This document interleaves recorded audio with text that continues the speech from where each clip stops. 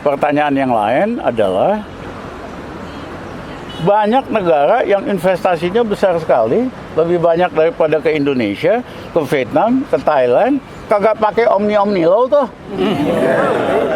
Iya kan? Saya Rizal Ramli waktu Menko Gus Dur tahun 2021, ekonomi tadinya minus 3,5%. Saya naikin dalam 21 bulan jadi 4,5%. Kagak pakai omni ya. Ya.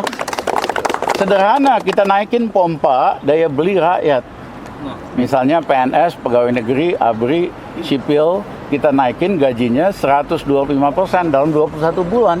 Dia punya uang, dia belanja, akhirnya sektor retail hidup. Kami naikin harga pembelian gabah sehingga petani Indonesia semangat naikin produksi beras. 2,5 tahun pemerintahan Gus Dur kagak ada import beras sama sekali. Upah buruh dinaikin. Upah buruh juga dinaikin. Ya, jadi banyak cara untuk menggerakkan ekonomi. Kagak usah pakai undang-undang omnibus law. Abal-abal ini kan abal-abal. Cabut omnibus law.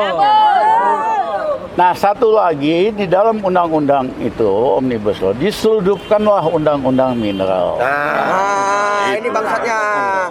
Harusnya pemegang konsesi tambang di Indonesia kalau udah 30 tahun harus diserahkan kembalikan ke negara. Nah, mereka nggak mau oligarki ini. Caranya mereka nyogok pejabat DPR supaya nyeludupkan dalam undang-undang omnibus law. Itu dagingnya.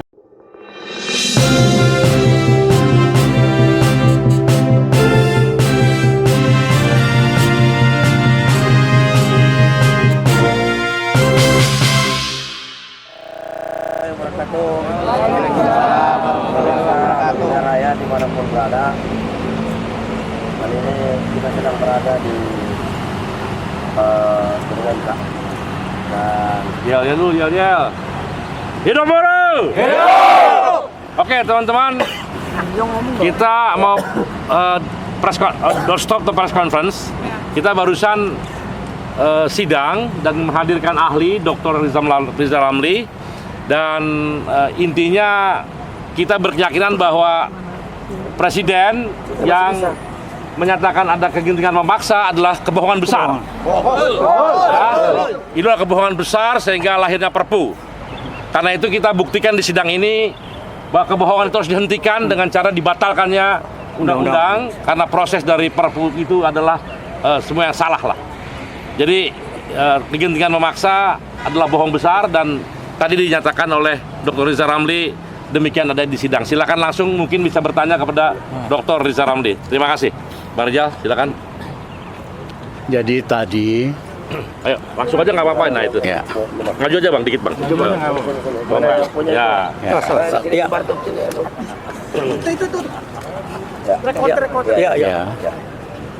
Jadi barusan saya diminta oleh 15 federasi buruh untuk jadi saksi ahli Mahkamah Jangan berisik, untuk jadi saksi ahli judicial review tentang undang-undang omnibus law. Sebagai pembukaan saya katakan di depan hakim, saya tahun 2019 pernah juga jadi saksi ahli atas nama Muhammadiyah dan tokoh-tokoh masyarakat untuk meminta pembatalan dari Undang-Undang Minerba yang merugikan rakyat dan bangsa kita. Pada waktu itu permohonan kami disetujui, disepakati oleh hakim-hakim konstitusi, Undang-Undang Minerbanya dibatalkan. Nah, kami optimis kali ini dengan kehadiran kami, Mahkamah Konstitusi akan membuka hati dan pikirannya untuk kembali membatalkan Undang-Undang Omnibus Law.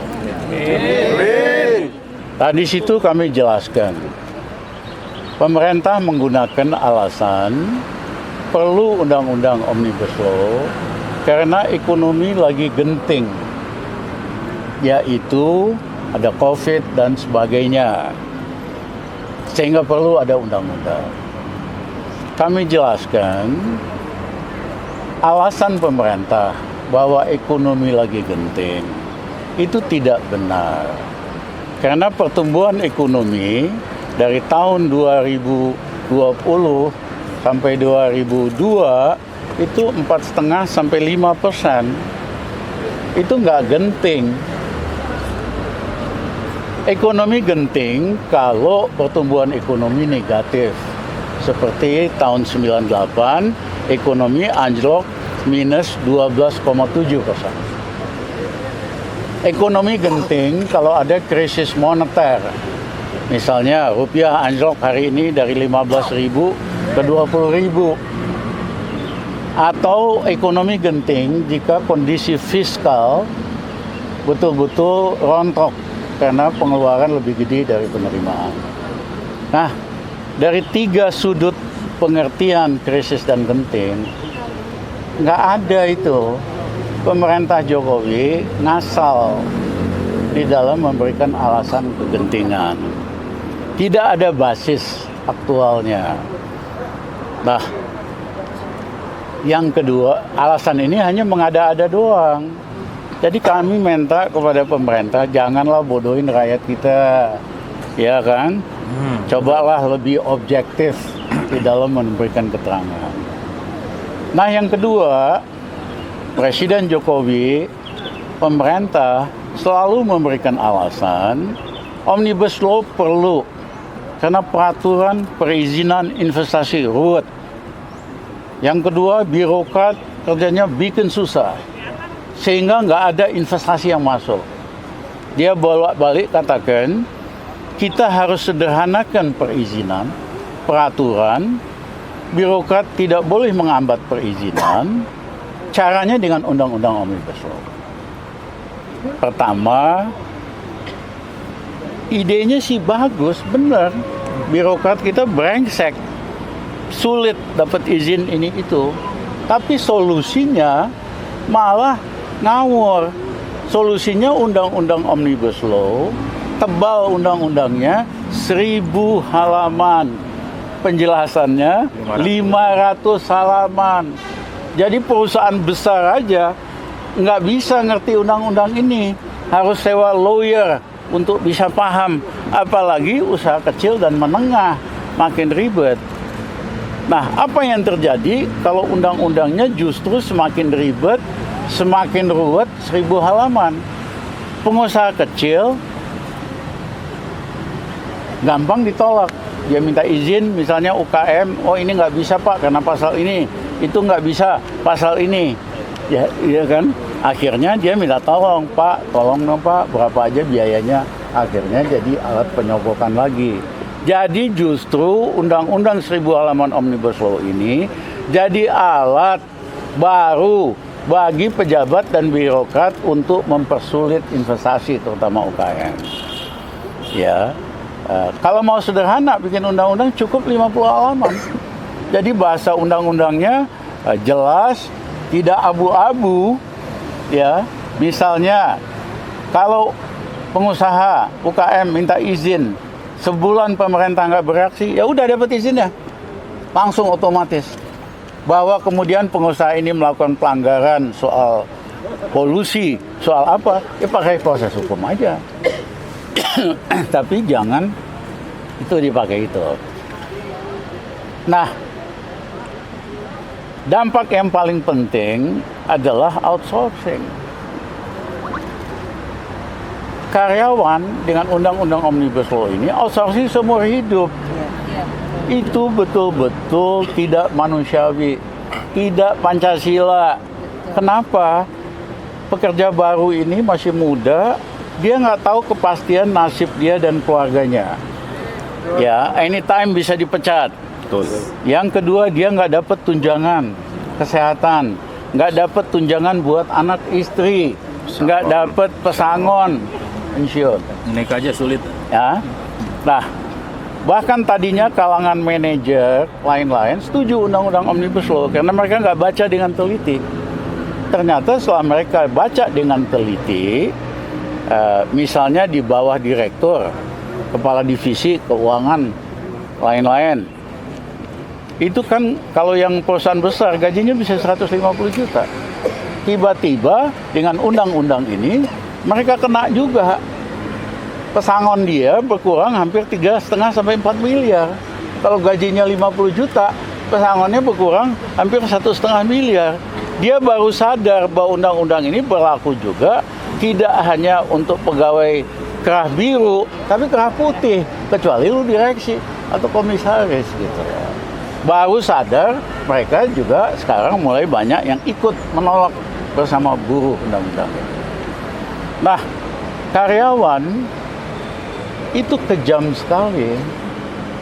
Zaman Belanda dulu ada undang-undang yang betul-betul quote-unquote memperbudak pekerja pribumi zaman penjajahan. Nggak punya hak, nggak punya apa, dan sebagainya. Itulah kenapa undang-undang perburuan Belanda itu ditolak oleh Muhammad Tamrin di Volkskrant di Jakarta. Karena dia tahu ini penjajahan manusia. Perbudakan, dia pakai istilah perbudakan. Nah, ini diulangi lagi oleh pemerintah Jokowi mengizinkan undang-undang yang pada dasarnya perbudakan. Ya, harusnya outsourcing itu 3 bulan aja buat tes pegawai. Habis itu pegawai tetap gitu.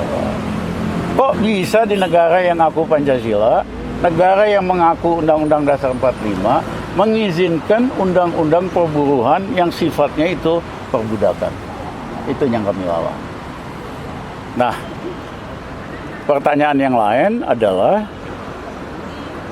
banyak negara yang investasinya besar sekali, lebih banyak daripada ke Indonesia, ke Vietnam, ke Thailand, kagak pakai Omni Law tuh. Iya kan? Saya Rizal Ramli waktu Menko Gus Dur tahun 2021, ekonomi tadinya minus 3,5%. Saya naikin dalam 21 bulan jadi 4,5%. Kagak pakai omni-omnian. Ya. Sederhana, kita naikin pompa daya beli rakyat. Misalnya PNS, pegawai negeri, ABRI, sipil, kita naikin gajinya 125% dalam 21 bulan. Dia punya uang, dia belanja, akhirnya sektor retail hidup. Kami naikin harga pembelian gabah sehingga petani Indonesia semangat naikin produksi beras. 2,5 tahun pemerintahan Gus Dur kagak ada import beras sama sekali. Upah buruh dinaikin. Hah? Upah buruh juga dinaikin. Ya, jadi dipotong. banyak cara untuk menggerakkan ekonomi. Kagak usah pakai undang-undang Omnibus Law. Abal-abal ini kan abal-abal. Cabut Omnibus Ya. Law. Nah, satu lagi di dalam undang-undang itu Omnibus Law diseludupkanlah undang-undang mineral. Nah, ini bangsatnya. Harusnya pemegang konsesi tambang di Indonesia kalau udah 30 tahun harus diserahkan kembalikan ke negara. Nah, mereka nggak mau oligarki ini. Caranya mereka nyogok pejabat DPR supaya nyeludupkan dalam undang-undang Omnibus Law. Itu dagingnya, di mana ada perpanjangan konsesi otomatis 2 kali 10 tahun, 20 tahun. Makanya mereka all out. Ya, Jokowi ditolak DPR, ajukan lagi, ajukan Perpu, ditolak, ajukan lagi. Ini taipan-taipan oligarki di belakang pertambangan yang main. Ya kan? Nah, ini sangat merugikan bangsa kita. Zaman Pak Harto, 85% dari anggaran APBN kita berasal dari sektor oil and gas. Karena sistemnya itu kontraktornya swasta. Setelah dipotong ongkos-ongkos, keuntungan netonya bagi. Swastanya dapat 15%. Swasta domestik sama asing. Negara dapat 85%. Sistem bagi hasil. Itulah kenapa Pak Harto bisa bikin SD Impres, Puskesmas, segala macam. Nah hari ini migas sudah turun, harusnya kan tambangnya makin hebat, pengusahanya makin kaya, malah nggak bayar pajak, ya dibebaskan dari tax holiday, sehingga yang masuk ke kantong negara itu sedikit sekali. Ya, nah kita minta undang-undang ini dibatalkan. Cabut. Buktinya apa? Sejak ini undang-undang kagak ada investasi yang masuk di sektor manufaktur. Semua masuk di bidang pertambangan doang. Kalau ini betul-betul undangnya bagus, pasti banyak dong investasi di dalam bidang service, jasa, industri. Kagak ada tuh.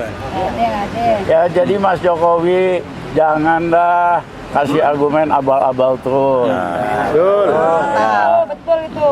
Ini waktunya kita bicara kebenaran.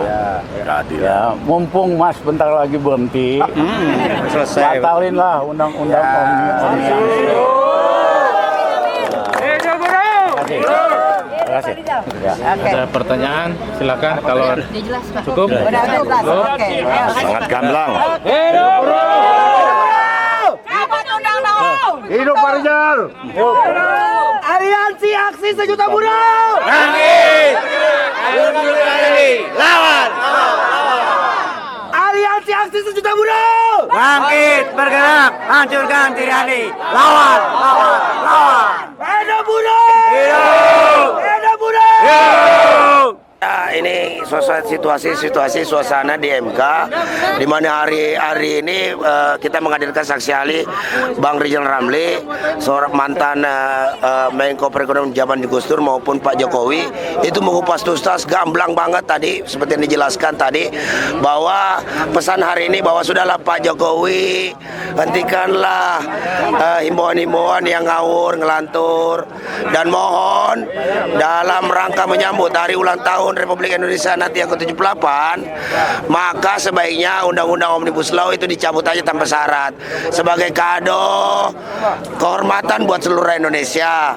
Mudah-mudahan itu bisa sedikit menghapus dosa-dosa Pak Jokowi selama Pak Jokowi memimpin.